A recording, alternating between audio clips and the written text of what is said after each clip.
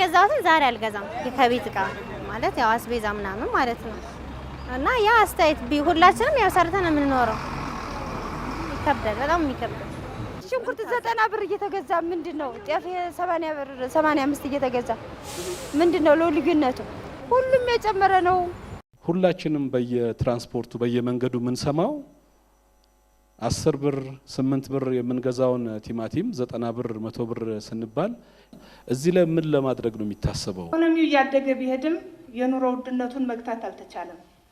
በየጊዜው ምክንያታዊ ባልሆነ ዋጋ ጭማሪ በሸቀጦች ላይ በሰዓታት ልዩነት ጣራ በመንካቱ ህዝባችን በእጅጉ ተማሯል፣ መኖርም አልቻለም።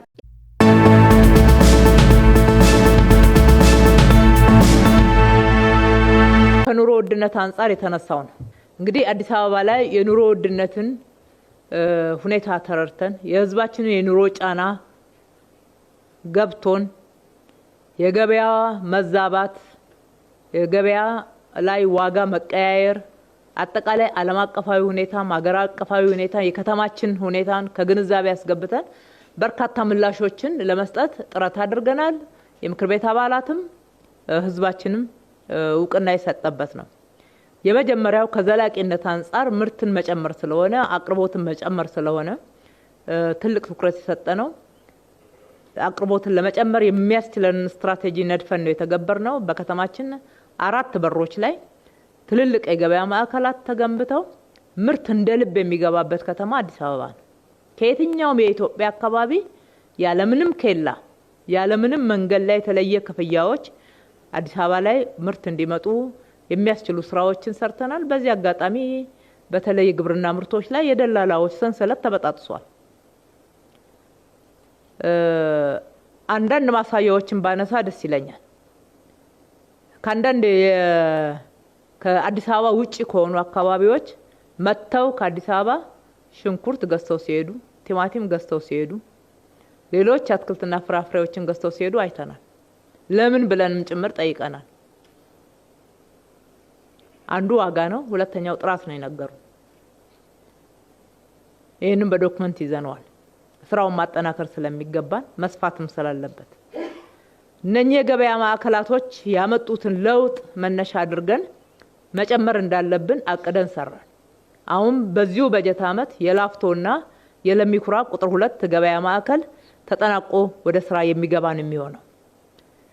ከዚህ በተጨማሪ እሁድ ገበያ ነው። እሁድ ገበያ በተለየ ሁኔታ ገቢ ለመሰብሰብ ማንሄድበት ህዝባችንን የምንደጉምበት ስትራቴጂ ነው። ደሃው እንደ ልብ ወጥቶ ንጹህ ትኩስ የሆነ ምርት ማግኘት የሚችልበት የግብይት ጊዜውን ራሱ አቅዶ ከእሁድ ከቅዳሜ ጋራ አያይዞ እየተዘጋጀ ወጣ ብሎ በአካባቢው ላይ ትራንስፖርት ሳያወጣ መገብየት እንዲችል ወጪው እንዲቀንስለት የማድረግ ስራ በየበሩ እንዲከፈት የፈቀድነው ትራንስፖርት ሳያወጣ ተጨማሪ ወጪ ሳይመጣበት መገብየት እንዲችል ነው። ይህንን በማድረግ ሂደት ከ200 በላይ የገበያ ማዕከላቶች ወይም ደግሞ የእሁድ ገበያዎች እና የቅዳሜ ገበያዎች ተከፍተዋል። አብዛኛው ጥሩ ነው። የምክር ቤት አባላት ደግሞ ያነሳችሁት ከህዝብ አፍ የሰማችሁትን ስለሆነ በየዕለቱ ህዝቡ የሚጠቀምበትን የሚደርስበትን አይናችንም ጆሮአችንም ህዝባችን ነው እንዳልነው አይ ይሄ አልተደረገም የምንለው ጉዳይ አይደለም። እንፈትሻለን፣ ፈትሸን እናስተካክላለን። በዋናነት ገቢ ማንሰበስብበት በጣም ነፃ ሆኖ በዛች በሁለት ቀን እንዲነገድ የምናደርግበት ዋናው ነገር ነዋሪውን መደጎም ስለሆነ አላማውን የሳተ አካባቢ ካለ ፈትሸን ውስጥና ፊት ለፊት የሚባል ነገር የለም። ውስጥም አመራር አለን። የንግድ ቁጥጥርን የሚሰሩ ሰራተኞች አሉን፣ ጽህፈት ቤቶች አሉን። በዛው ልክ ደግሞ ሌሎችም የደንብም የሰላምና ጸጥታ ሰራተኞቻችንም ከዚህ አንፃር ኃላፊነት አለን፣ ግብረ ኃይል አለን። ኃላፊነታችንን ለመወጣት ጥረት የምናደርግና ለውጡን የምንመዝን ነው የሚሆነው። ሁለተኛው ስራ ከምርት መጨመር ጋር እየተሰራ ያለው ትልልቅ የገበያ ማዕከላት ብቻ ሳይሆን ማምረት ከተማ ሸማች ብቻ ሳትሆን አምራች እንድትሆን ማስቻል ነው። ከተማ አምራች እንዳልሆነች ከተማዎች ማምረት እንደማይችሉ ሸማቾች እንደሆኑ የነበረው ያረጀው አስተሳሰብን ተሻግረን ነው እየሰራን ያለነው። ማምረት እንችላለን፣ በጠባብ ቦታ ላይ ማምረት እንችላለን። ያሉንም ቦታዎች በዘመናዊ የማምረቻ ዘዴዎች አግዘን በቴክኖሎጂ አግዘን ምርት መጨመር እንችላለን። ከሚታረሱ የገጠር አካባቢዎች ብቻ ምን ጠብቅ መሆን የለብንም የሚለውም ውጤት አምጥቷል። አዲስ አበባ ላይ የአቃቂ የግብርና ምርቶች ማምረቻና የአርሶ አደር ልቀት ማዕከል ይሄንን ነው የሚያሳየው። ፋሲካ ላይ ያላያችሁም በድንገት እንቁላልን 20 ብር ሲያስገቡ በ10 ብር ያለውን እንቁላል እንዳለ በየቦታው አወጣን። ተገደው ከ15 ብር በታች እንዳወረዱት በደንብ መረጃዎች አሉ። ምርቱ እስከሚገባ ድረስ የተወሰኑት ተጎድተው ሊሆን ይችላል። በተለይ ደሃው ማህበረሰብ መክፈል የማይችለው በልዩ ሁኔታ ተለይቶ ከነኚህ በ10 ብር ከመንሸጥባቸው ሱቆች ብቻ መግዛት እንዲችል የማድረግ ትልቅ ርብርብ ነው የተደረገው። በተመሳሳይ በዶሮም እንደዛው አይነት ለውጥ አለ። በቂ አይደለም። በርካታ ወጣቶች ተደራጅተው በዶሮ እና በከተማ ግብርና እየተሰማሩ እየሰሩ ነው። እናቶች ጭምር እየሰሩ ነው። ሌላው ቢቀር ላለመግዛት ከውጪ የራሳቸውን ፍጆታ እቤታቸው መቻል እንዲችሉ በ5 ዶሮ በ10 ዶሮ በ3 በ4 ዶሮ የቤተሰብ ፍላጎታቸውን መሸፈን እንዲችሉ ዘመናዊ የሆነች ኬጂ በቲቪቲዎቻችን በቴክኒክና ሙያ ኮሌጆቻችን እያስመረትን እንዲያገኙ የማድረግ ስራ ተሰርቷል። ከመኖ ማቀነባበሪያ ጋራ የተነሳው ትክክል ነው፣ ግን የለም የተባለው ደግሞ ስህተት ነው። አለ በቂ አይደለም። በዚህ የግብርና ስራን በከተማ እናስፋፋ ብለን በጀመርን ማግስት አንድ የዶሮ መኖ ማቀነባበሪያ ከግለሰብ ጋራ በፓብሊክ ፕራይቬት ፓርትነርሺፕ ከፍተናል። የሚቀርብበት ሰንሰለት ችግር እንዳለበት አይተን በቅርብ አንዱ አርሶ አደር ኮሚሽን ላይ ፈታነው ችግር እሱ ነው። ነገር ግን አሁንም እሱም በቂ አይደለም። አሁን በየቦታው ዶሮን ማርባት የተጀመረ ስለሆነ ፍላጎቱ ከፍ ያለ ነው። ፍላጎቱ ከአንድ ፋብሪካ በላይ ስለሆነ ጥቆማውን ወስደን የበለጠ ለመስራት ጥረት እናደርጋለን፣ ይሰራልም። በሌላ በኩል የቁጥጥር ስራ ነው። ምርትን በማቅረብ በርካታ ህገወጥ ንግዶች፣ አላግባብ ዋጋ መጨመር እንዲስተካከል የማድረግ ስራ ዋናው ስትራቴጂያችን ነው። ሁለተኛው ቁጥጥር ነው። ግብረ ኃይል አለ። ቅድም ሲነገር እንደነበረው በምክትል ከንቲባው የሚመራ ግብረ ኃይል ቁጥጥር ይደረጋል። ህጉን ጠብቀን በመናረገው ቁጥጥር እርምጃዎች እየወሰድን ለውጦችን ማየት ጀምረናል። ቁጥጥር ብቻ አይደለም፣ ነጋዴዎችን እናወያያለን። የሚሸጡት ለነዋሪዎቻቸው ነው። ነዋሪዎች ዜጎች እዚህ ከተማ ስላሉና ስለሚሸምቷቸው ነው ገቢ የሚያገኙት። ስለዚህ መተሳሰብ ይገባል በሚለውም ጭምር የሚለወጡ እንዳሉ አይተናል። መተሳሰብ ይገባል። በአንድ ጊዜ በርካታ ያልተገባ ትርፍ ማጋበስ ሳይሆን ከሰው ከምትኖሩት ማህበረሰብ ጋራ ከምትኖሩት ከናንተ አካባቢ ጋራ ከምትኖሩበት አካባቢ ጋራ ጭምር መልካም ስምን ማትረፍ አንዱ ትልቁ ትርፋችሁ ይሁን የሚለውን የተቀበሉን ነጋዴዎች አሉ። ይሄንንም እያሰረጽን መሄድ ላይ የምንሰራ ነው የሚሆነው። ሶስተኛው ድጎማ ነው። ድሆችን እንደጉማለን። ዝቅተኛ ገቢ ያላቸውን የኑሮ ጫናው በጣም መቋቋም የሚያቅታቸውን ምንም ገቢ የሌላቸውን ማህበረሰብ እንደጉማለን። አዲስ አበባ በዚህ የለውጥ ዘመን ለዜጎች ትኩረት በመስጠትና የሚገባቸውን ዜጎች በፍትሃዊነት ተጠቃሚ እንዲሆኑ ማድረግ ላይ በምሳሌነት የምትጠቀስ ከተማ ሆናለች። የመጀመሪያው ዜጎችን የምንደጉመው አንድም የወደፊት ኢንቨስትመንት ነው ብለን፣ ሁለተኛ የዛሬ ኑሮ ጫና ማቃለያ ነው ብለን በቢሊዮኖች ገንዘብ ወስነን በምገባ ፕሮግራማችን ነው ወደ 1 ሚሊዮን የሚጠጉ የአዲስ አበባ ተማሪዎች በቀን 2 ይመገባሉ ትኩስ ምግብ። ይሄ በተማሪዎቹ ላይ የሚፈጥረው የእኩልነት ስሜት፣ ሌሎች በጣም ዘላቂ ኢንቨስትመንትነቱ እንደተጠበቀ ሆኖ በርካታ የአዲስ አበባ እናቶች ደግሞ ጫናቸው ተቃሏል። ስለ ልጆቻቸው ምግብ፣ ስለ ልጆቻቸው ዩኒፎርም፣ ስለ ልጆቻቸው መማሪያ ቁሳቁስ አያስቡም፣ አይጨነቁም። መንግስት ያንን ጫና ወስዶላቸዋል። በቀን ወደ 35,000 የሚሆኑ አረጋውያን ለተለያዩ ማህበራዊ ችግር የተጋለጡ ዜጎች በቀን አንድ ጊዜ ንጹህ ትኩስ ምግብ እጃቸውን ታጥበው በአካባቢያቸው ላይ ይበላሉ። 26 የምገባ ማዕከላትን ገንብተን ወደ ተግባር አስገብተናል። በተለይ አሁን ልማት ተነሺዎች አካባቢ ደግሞ ጨምረን ከ22 ወደ 26 ያደረስ ነው። እነሱ አካባቢ ተጨማሪ ገንብተን ነው። ይህንን ማድረግ ለዜጎች ቅድሚያ የመስጠት ጉዳይ በፍትሃዊነት ደግሞ ተደራሽ እንዲሆን ማድረግ ነው አገልግሎታችን። ምክንያቱም አንዳንዶቹ በጣም አረጋውያን ናቸው፣ ጠያቂ የላቸውም፣ ደጋፊ የላቸውም፣ ጡረታ የላቸውም፣ ይገባቸዋል። አንዳንዶቹ ደግሞ ለተለያዩ ማህበራዊ ችግር ተጋልጠዋል፣ በአካል ጉዳት በተለያየ መንገድ። ከዛ በመለስ እነሱ ውስጥ መስራት የሚችሉ ዜጎችን ደግሞ ለይተን የማሸጋገር ወደ ስራ የማስገባት ስራ ሰርተናል። በቅርብ ጊዜ ሚዲያ ላይ አይታችሁ ከሆነ በተወሰኑ የምገባ ማዕከል ላይ ለአንድ አመት ተኩል ሲመገቡ የነበሩ ወደ 316 የሚሆኑ ሴቶችን እና ወጣት ልጆች እዛ ውስጥ ያገኘናቸውን አሰልጥነን ትንሽ መስሪያ ቦታና መስራት የሚችሉትን የስራ ዘርፍ ለይተን ወደ ስራ አስገብተናቸዋል።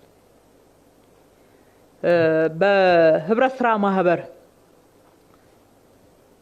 የሚቀርበው ምርትም በተመሳሳይ ትልቅ ድጎማ ትልቅ የመንግስት ድጎማ ያለበት ነው።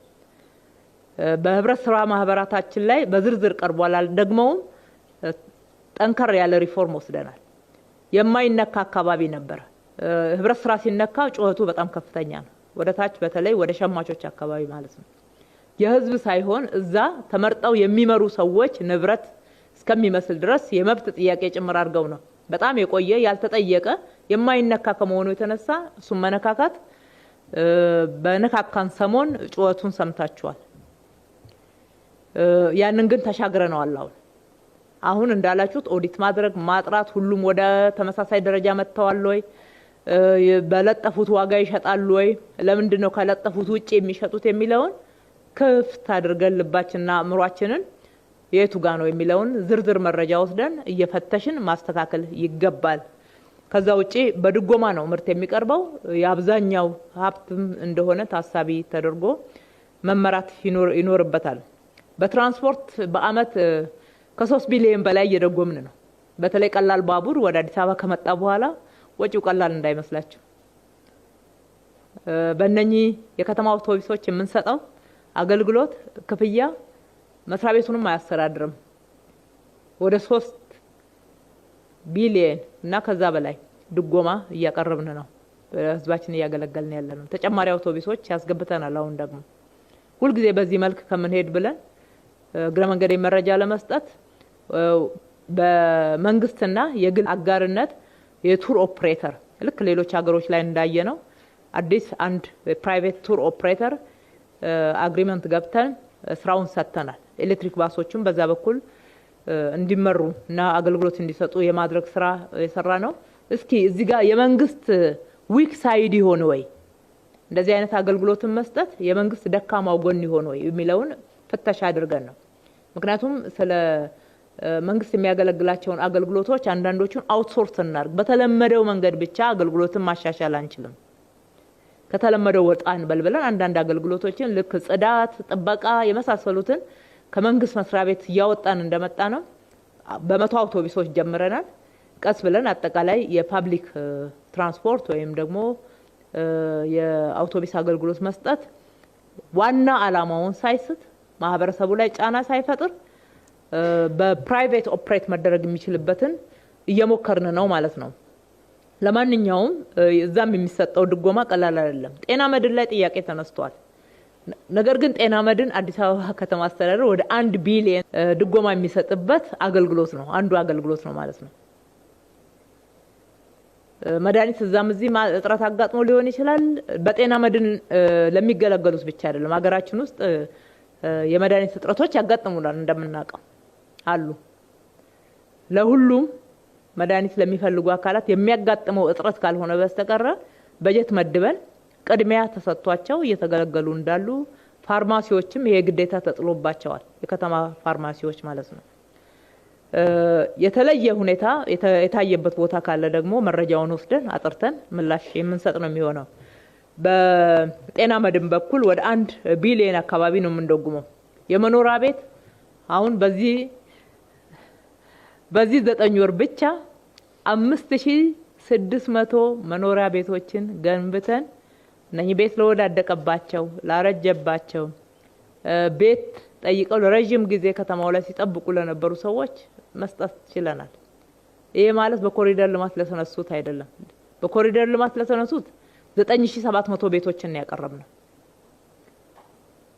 ምንም ቤት ላልነበራቸው በጥገኝነት በደባልነት ቆጥ የመሳሰሉትን ሰርተው የቀበሌ ፓርሰል ውስጥ አንዳንድ ነገሮችን ለጣጥፈው ይኖሩ የነበሩ ወደ 2000 የሚሆኑ የከተማችን ነዋሪዎችም ራሳቸውን ችለው እንዲኖሩ በመጠለያ መልክ ሰርተን እነሱንም ጭምር መኖሪያ ስፍራ እንዲያገኙ ማድረግ ችለናል። ማብሰያ ያለው ንጹህ መጸዳጃ ያለው አንድ ሰው እንደ ሰው በክብር የሚኖርበት ቤትና መጠለያ ማለት ነው። የተነሳው ጥያቄ ተደጋጋሚ ስለሆነ ከውሃ አቅርቦት ጋራ ነው። ልክ ነው። የውሃ አቅርቦት ከተማችን ላይ የመጠጥ ውሃ አቅርቦት እጥረት አለ። በሺፍት ነው የምናቀርበው። ከተማዋ በጣም እያደገች ነው። የውሃ አቅርቦትም የዛኑ ያክል ነው እያደገ ያለው። በዚህ በለውጥ ዘመን ብቻ ከ60 እጅ በላይ የውሃ አቅርቦቱን ጨምረናል። ድሮ ከነበረው የውሃ አቅርቦት ከ60 እጅ በላይ የውሃ አቅርቦትን ከፍ አድርገናል። የተሰራው ስራ ቀላል አይደለም። ኢንቢሊየን ነው ሀብት የምናፈሰው። ፍላጎቱ ግን የዛኑ ያክል ነው እየጨመረ ያለው። አንደኛ የሰው ቁጥር መጨመር ነው።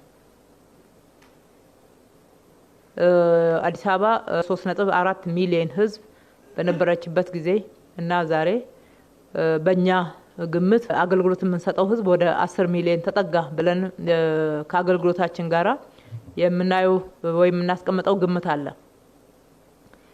ሁለተኛ የኑሮ መዘመን ነው። ያኗኗር መዘመን ውሃ አገልግሎት የሚሰጥበት አሁን እንደ ድሮ ለተወለውስን አገልግሎቶች ብቻ አይደለም። ሶስተኛ ያጠቃቀም ችግር ነው። ያለውን የመጠጥ ንጹህ የመጠጥ ውሃ ለመኪና ማጠቢያም ለአረንጓዴ ልማትም በተለይ በየግለሰቡ ቤት ቁጥጥር የምናደርግበት ስርዓት እንደሚያስፈልገን አይተናል። ለግንባታም የመጠጥ ውሃ መጠቀም ከተማው ላይ አለ። ሌሎች ኢንዱስትሪዎች፣ ሆቴሎች ውሃ ማቅረብ አለብን፣ ተገቢ ነው። ነገር ግን ደግሞ ራሳቸውም መቆፈር የሚችሉ አካላት ጭምር ከከተማው ህዝብ የመጠጥ ውሃ መጋራት የለባቸው። ይሄን እያስተካከልን እንሄዳለን። እንደዛም ሆኖ ግን እየሰራን ያለነው ስራ አለ። ሙሉ ለሙሉ በመሰረታዊነት ይፈታል ባንልም ሽፍቱን ያሻሽለዋል። ምክንያቱም ህዝብ ቁጥሩም እየጨመረ ነው። ውሃ የሚፈልጉ ፕሮጀክቶችን በጣም እየጨመሩ ነው። ከተማ ላይ ከፍተኛ እንቅስቃሴ ማህበራዊና ኢኮኖሚያዊ እንቅስቃሴ የሚደረግባት ከተማ ናት። በአንድ ጊዜ በፍጥነት ሁሉን ነገር እንፈታለን ባንልም ተጨማሪ እያጠናን ከፊታችን ያለ መልካም ዜናዎች ደግሞ አሉ። የጭቋላ የከርሰ ምድር ውሃ በቀን ወደ 100,000 ሜትር ኩብ ያመርታል። አሁን ወደ 85,000 ሜትር ኩብ አግኝተናል። ሌሎቹን ጨምረን ለሚቀጥለው በጀት አመት ወደ ስራ የምናስገባው ነው። አሁን ያገኘነውን 85,000 ያክሉን ሜትር ኩብ ደግሞ በቅርብ ጊዜ ወደ ህዝቡ እያደረሰን የምንሄድ ነው የሚሆነው። ሁለተኛው የገርቢ ግድብ ነው። የገርቢ ግድብ ብዙ ችግር እንደነበረበት ለዚህ ምክር ቤት ደጋግመን አንስተናል። እነኛን ችግሮች አሁን ፈተናል። ችግሮቹን ፈተን በራሳችን አቅም ገርቢ መገንባት ይችላል እና ቃሊቲ ቱሉ ዲምቱ መንገዶችን በጣም ችግር ውስጥ በገባ ሰዓት ብድራተን በብድር ተፈርሞ ትልቅ ሀገራዊ ፕሮጀክት ነው ተብሎ ባልተሰራ ሰዓት በከተማችን ሀብት በጀት መድበን መስራት ችለናል። ስለዚህ ለገርቢ መሄል ያስፈልገናል ነው ያልነው። ለሚቀጥለው በጀት አሁን ማስጀመሪያ ያክል መድበናል። ለሚቀጥለው በጀት ደግሞ በደንብ የተሟላ በጀት ይዘን የገርቢ ፕሮጀክትን መስራት ነው። ብድሩ ከተገኘ ሰየው። እንግዲህ ከ7 አመት በላይ ወደ 8 አመት ነው ገርቢ የተጠበቀው። እየመጣ አይደለም፣ እኛ ጋር የደረሰ ነገር የለም። ነገር ግን በከተማችን ሀብት በጀት የህዝቡ ቅድሚያ የሚሰጠው ጥያቄ ስለሆነ እንሰራለን ብለን ይዘናል። እሱም ወደ 75,000 ሜትር ኩብ በቀን የማምረት አቅም አለው። አጠቃላይ የሁሉን አቀፍ የከርሰ ምድር ውሃ ጥናት እየተካሄደ ነው ያለው። የድሬኔጅ የስዌሬጅ ኔትወርክ ጥናት ኦልሞስት የስዌሬጁ እያለቀ ነው ያለው። የድሬኔጅም ቅድም የመንገዶች ባለስልጣን እንዳነሳው እየተጠናቀቀ ነው ያለው። ከተማችንን ማዘመን፣ አገልግሎቷን የተሟላ ማድረግ በርካታ ትልልቅ ውጤቶችን ይዘው የሚመጡ ስራዎች እየተሰሩ ነው ያሉት።